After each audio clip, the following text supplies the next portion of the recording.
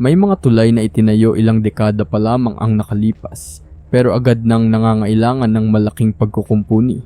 Ngunit sa iba't ibang panig ng mundo, may mga tulay na tila hindi kayang talunin ng panahon. Ang ilan sa mga ito ay nakaligtas sa mga digmaan, malalakas na lindol, matitinding baha, at milyon-milyong taong tumawid sa loob ng napakahabang panahon. Mas nakakagulat, ang iba ay mahigit 2,000 taon nang nakatayo at ginagamit pa rin hanggang ngayon. Sa video na ito, bibisitahin natin ang 9 na sinaunang tulay na hanggang ngayon ay hindi pa rin bumibigay. Malalaman natin kung kailan sila itinayo, kung bakit napakatibay ng kanilang pagkakagawa, at kung paano nila nalampasan ang napakaraming pagsubok ng kasaysayan. Ang ilan sa mga tulay na ito ay ginawa pa noong wala pang makabagong makina, ngunit nananatili pa ring matatag hanggang sa kasalukuyan. Pero bago ang lahat, baka pwede muna ako makahingi ng like at pakisubscribe na rin ang aking channel. Sobrang halaga po sa akin ito. Maraming salamat po. Simulan na natin. Ano tara? Sa ika-9 na pwesto ay ang Charles Bridge, isa sa mga pinakatanyag na tulay sa Europa. Sinimulan ang pagtatayo nito noong 1357 sa utos ni Haring Charles IV upang palitan ang naunang tulay na nawasak ng matinding pagbaha.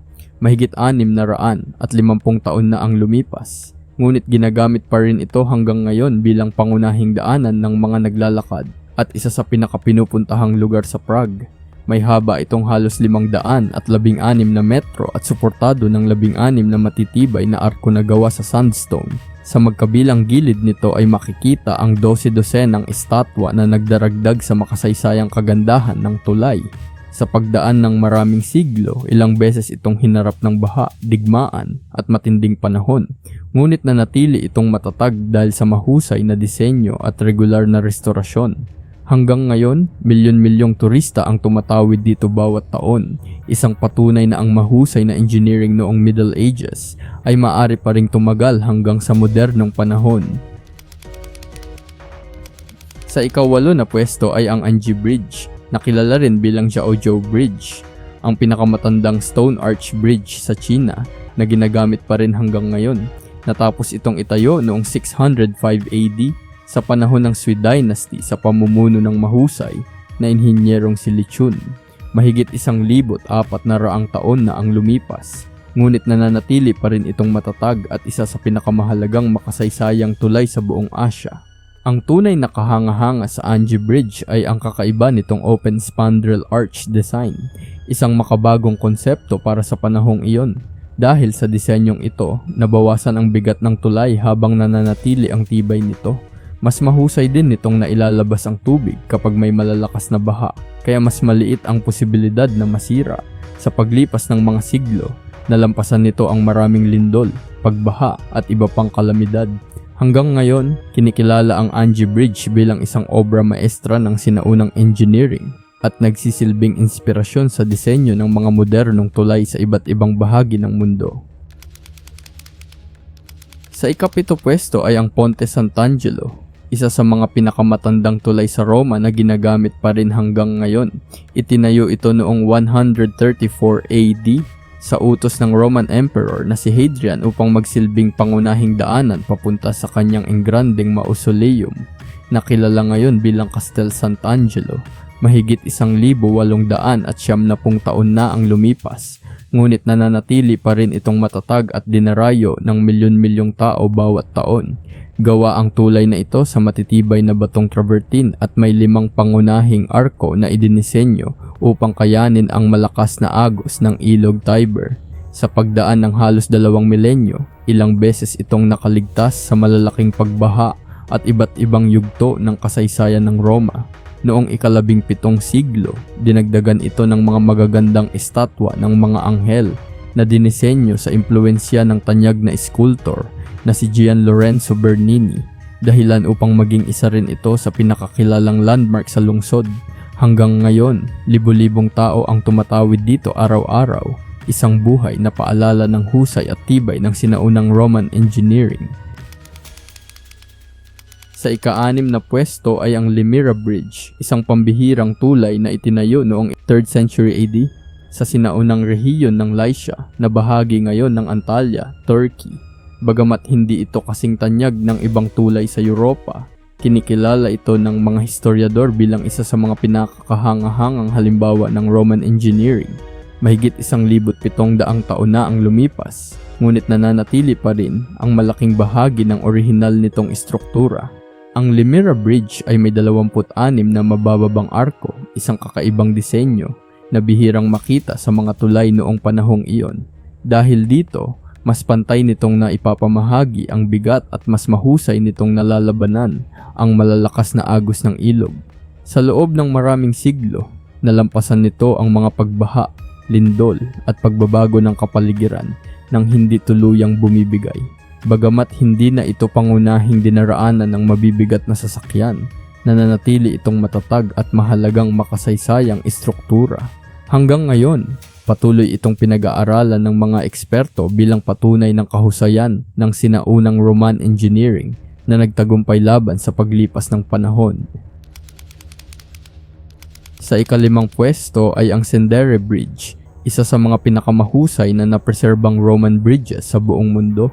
Itinayo ito noong 2nd century AD sa panahon ng paghahari ni Emperor Septimius Severus bilang bahagi ng isang mahalagang rutang pangkalakalan at pangmilitar sa sinaunang kaharian ng Commagene. Mahigit 1,800 taon na ang lumipas, ngunit nakatayo pa rin ito bilang patunay ng husay ng mga Roman engineers. Ang tulay ay may habang humigit kumulang 120 metro at binubuo ng isang napakalaking stone arch na itinayo gamit ang malalaking block ng limestone. Ang mas nakakabilib, halos walang ginamit na semento upang pagdikitin ang mga bato. Sa halip, ang bigat at eksaktong pagkakahanay ng bawat block ang nagbibigay dito ng pambihirang tibay. Sa paglipas ng mga siglo, nalampasan nito ang malalakas na lindol, pagbaha at iba't ibang digmaan. Ginamit pa ito ng mga sasakyan hanggang sa unang bahagi ng ika-21 siglo bago isinara upang mapangalagaan ang makasaysayang istruktura. Hanggang ngayon, nananatili itong isa sa mga pinakamatibay na tulay na iniwan ng sinaunang Imperyong Romano. Sa ika-4 na pwesto ay ang Puente Romano de Córdoba, isa sa mga pinakatanyag at pinakamatandang tulay sa Spain. Itinayo ito noong 1st century BC sa panahon ng Imperyong Romano upang tawirin ang Guadalquivir River na noon ay isa sa pinakamahalagang rutang pangkalakalan sa rehiyon. Mahigit 2,000 taon na ang lumipas, ngunit nananatili pa rin itong isa sa mga simbolo ng lungsod ng Córdoba. May haba itong humigit kumulang 247 metro at binubuo ng 16 na arko na idinisenyo upang kayanin ang malalakas na agos ng ilog. Bagamat ilang beses itong sumailalim sa restorasyon sa paglipas ng mga siglo, nananatili pa rin ang malaking bahagi ng pundasyon at disenyo ng orihinal na Romanong tulay. Dati itong dinaraanan ng mga karwahe, kabayo at maging ng mga sasakyan. Ngunit ngayon ay nakalaan na lamang ito sa mga naglalakad at siklista upang mapangalagaan ang makasaysayang estruktura. Dahil sa tibay at kahalagahan nito, patuloy itong dinarayo ng milyon-milyong turista bawat taon at nagsisilbing buhay na alaala ng kahusayan ng sinaunang Roman engineering. Sa ika-3 pwesto ay ang Pons Fabricius, ang pinakamatandang Roman bridge na nananatiling buo at patuloy na ginagamit sa orihinal nitong lokasyon. Itinayo ito noong 62 BC ng Roman official na si Lucius Fabricius, kaya dito rin nagmula ang pangalan nito. Mahigit 2,000 taon na ang lumipas, ngunit hanggang ngayon ay dinaraanan pa rin ito ng libu-libong tao araw-araw upang makarating sa Tiber Island sa gitna ng ilog Tiber sa Roma. May haba itong humigit kumulang 62 metro at binubuo ng 2 malalaking stone arch na gawa sa matitibay na block ng tuff at travertine. Isa sa mga dahilan ng pambihirang tibay nito ay ang maliit na relief arch sa gitna ng tulay na nagpapabawas sa pressure ng rumaragasang tubig tuwing may pagbaha. Sa loob ng mahigit 2 milenyo, nalampasan nito ang pagbagsak ng Imperyong Romano, malalakas na lindol, at hindi mabilang na pagbaha ng hindi kailanman gumuho. Hanggang ngayon, nananatili itong isang buhay na patunay na ang mahusay na disenyo at dekalidad na materyales ay kayang tumagal ng lampas sa inaasahan ng tao.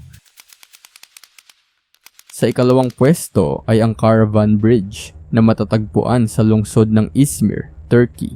Tinatayang itinayo ito noong 9th century BC o humigit kumulang 850 BC, dahilan upang kabilang ito sa mga pinakamatandang tulay sa mundo na nananatili pa ring ginagamit hanggang ngayon. Sa loob ng mahigit 2,800 taon, nagsilbi itong mahalagang tawiran para sa mga mangangalakal, manlalakbay at mga caravan na bumabagtas sa sinaunang rutang pangkalakalan sa pagitan ng Asya at Europa. Bagamat ilang beses na itong naayos upang mapanatili ang kaligtasan nito, nananatili pa rin ang malaking bahagi ng orihinal nitong pundasyon at disenyo. Ang tulay ay itinayo gamit ang malalaking batong maingat na pinagpatong-patong, isang teknik na nagbigay rito ng pambihirang tibay sa paglipas ng panahon. Nalampasan nito ang pag-usbong at pagbagsak ng iba't ibang imperyo, malalakas na lindol at matitinding pagbaha na sumubok sa katatagan nito. Hanggang ngayon, ginagamit pa rin ito ng mga tao at kinikilala bilang isa sa pinakamahalagang makasaysayang tulay sa Turkey, isang buhay na saksi sa libu-libong taon ng kasaysayan at paglalakbay ng sangkatauhan. Sa unang pwesto ay ang Arcadico Bridge na kinikilala ng maraming historiador bilang pinakamatandang tulay sa mundo na ginagamit pa rin hanggang ngayon. Matatagpuan ito sa rehiyon ng Peloponnese, Greece at tinatayang itinayo noong 1300 hanggang 1190 BC sa panahon ng Mycenaean Civilization. Ibig sabihin, mahigit 3,200 taon na ang nakalipas mula nang maitayo ito, bago pa isinilang ang maraming dakilang imperyo sa kasaysayan. Ang Arcadico Bridge ay ginawa gamit ang malalaking tipak ng limestone sa pamamagitan ng Cyclopean Masonry, isang paraan ng pagtatayo na hindi gumagamit ng semento. Sa halip, ang bigat at eksaktong pagkakahanay ng bawat bato ang nagpapanatili sa katatagan ng buong istruktura. Nakakabilib din na sapat ang lapad nito para madaanan noon ng mga karwaheng hinihila ng kabayo, at hanggang ngayon ay maaari pa ring lakaran ng mga tao. Sa loob ng mahigit 3 milenyo, nalampasan nito ang lindol, matinding ulan, at walang tigil na paglipas ng panahon. Ang Arcadico Bridge ay hindi lamang isang sinaunang tulay, isa rin itong pambihirang patunay na ang husay ng inhinyerya noong sinaunang panahon ay kayang tumagal ng libu-libong taon. Sa pagtingin sa mga tulay na ito, mahirap isipin na ang ilan ay itinayo mahigit 3,000 taon na ang nakalipas. Habang maraming modernong tulay ang nangangailangan ng malaking pagkukumpuni, pagkalipas lamang ng ilang dekada, ang mga sinaunang istrukturang ito ay nananatiling matatag at patuloy na ginagamit hanggang ngayon. Patunay lamang ito na kahit wala pang makabagong makinarya o teknolohiya noon, nagawa ng mga sinaunang inhinyero at manggagawa ang mga proyektong kayang lampasan ang pagsubok ng panahon. Kung nagustuhan mo ang video na ito, huwag kalimutang i-like, mag-subscribe, at pindutin ang notification bell para hindi mo ma-miss ang ating mga susunod na videos.